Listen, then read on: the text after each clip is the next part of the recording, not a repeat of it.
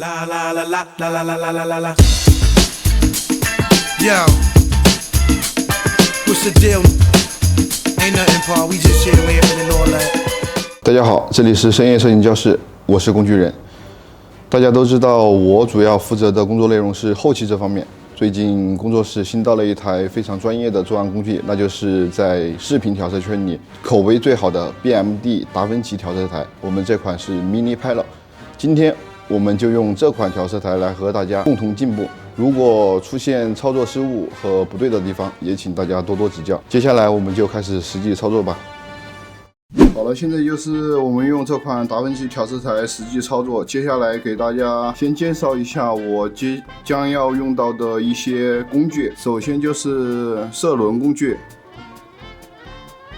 然后是曲线工具，接着是限定器工具以及窗口工具。这是在调色台的左上方。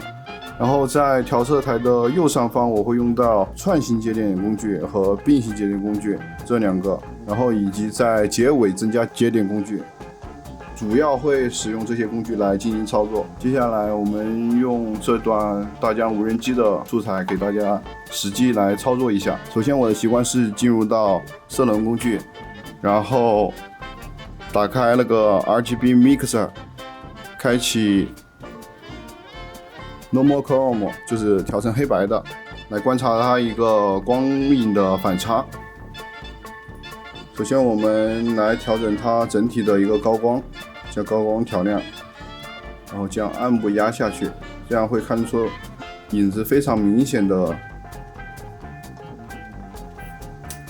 然后我们将中灰压一点，把反差拉高。接着我们再按一下 Normal Chrome， 看一下彩色的画面。接着我们创建一个串行节点来调整它的一个白平衡。我们可以进入到色轮工具，然后向右，大家可以看到这里两个旋钮就是控制色温和色调的。为了营造出一种在沙漠里很干燥、很酷热的感觉，我们就把它的色温提高，然后色调也加一点点。接着我们为了和之前的画面统一，会加入一个统一的 LUT， 好，整体的感觉就出来了。大家可以看到画面的中部出现了一些蓝色的色块，这个我们是需要单独处理的。我会建一个串行节点，然后选用限定器工具，然后勾选出这一块，然后再开启 Highlight， 调整一下它的范围，差不多就选中了这一块我们需要处理的区域。接着我们把 Highlight 关掉，我们把它的饱和度稍微降一点，然后再在暗部给它加一些和整体画面相近的橙红色或者黄色，稍微加一点，让它过渡更自然。